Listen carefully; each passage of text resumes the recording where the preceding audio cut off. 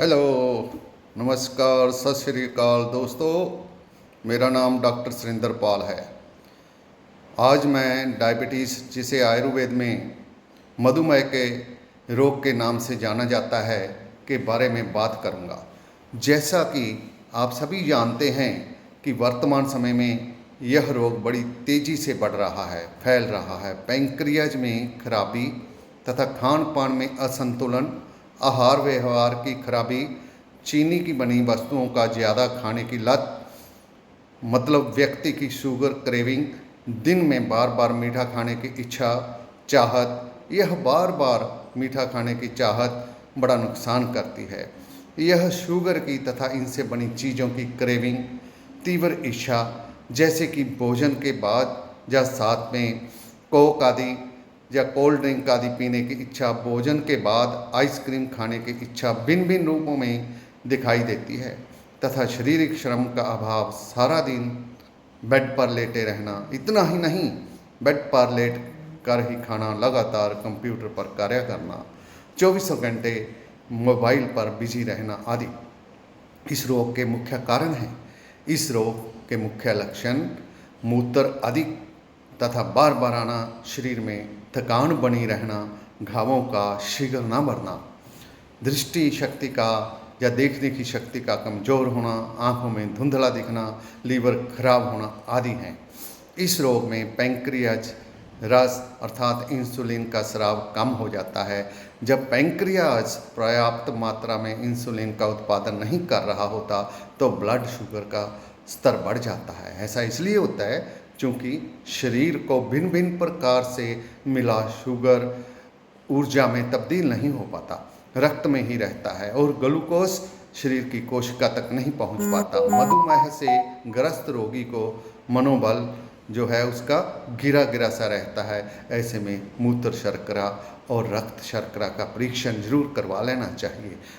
Blood sugar fasting का normal range 80 से 120 तथा भोजन के 2 घंटे बाद का शुगर लेवल पीपी 140 से कम नॉर्मल माना जाता है।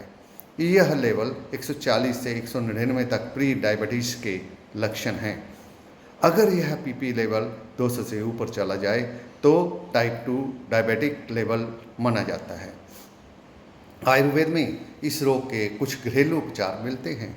सबसे पहला है कि रोगी को अपनी रोग प्रतिरोधक क्षमता को बढ़ाने के लिए 5 ग्राम आंवला प्रतिदिन गर्म पानी से लेना चाहिए, मतलब पीना चाहिए, उसे निगलना चाहिए पानी के साथ। फिर नीम टैप और काढ़ा प्रयोग में लाना चाहिए।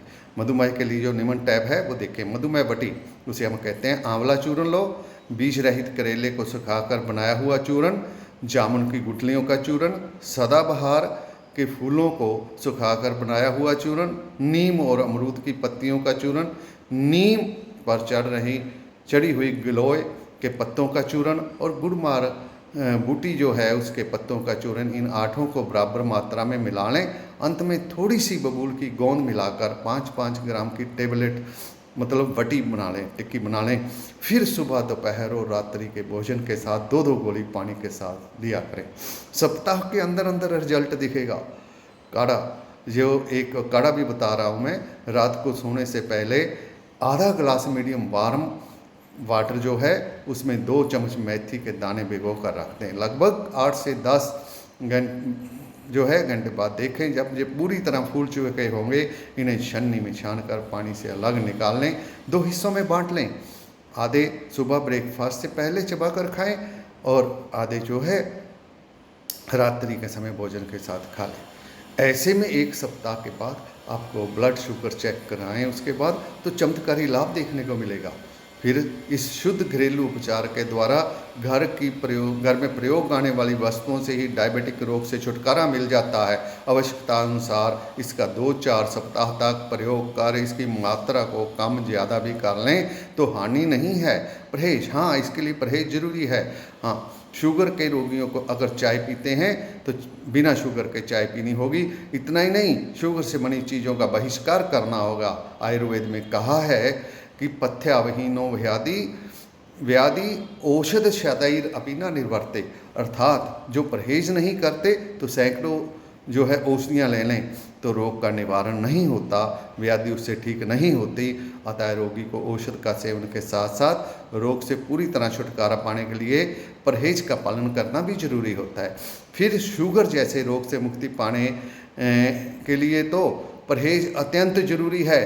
शुगर के रोग को ठीक करने के लिए प्राणायाम, वज्रिका प्राणायाम, इस प्राणायाम में श्वास प्रश्वास लोहार की दोकनी के समान जो है चलना चाहिए, और यह लाभ होता है कि इससे इंसुलिन का निर्माण होने लगता है। प्राणायाम करने का सबसे बड़ा लाभ ये होता है कि स्ट्रेस या तनाव का जो डायबिटीज़ के पेशेंट के लिए बहुत नुकसानदेह होते हैं उनसे छुटकारा मिल जाता है। योग मंडूक जो है इसके लिए योग भी आवश्यक है। योग मंडूक आसन, लेटे लेटे साइकिलिंग जो है, लंबी सैर आदि और आदि करना जो है इसके लिए बहुत जो है फ़ायदेमंद होता है। धन्यवाद, और सब्सक्राइब जरूर करें। धन्यवाद।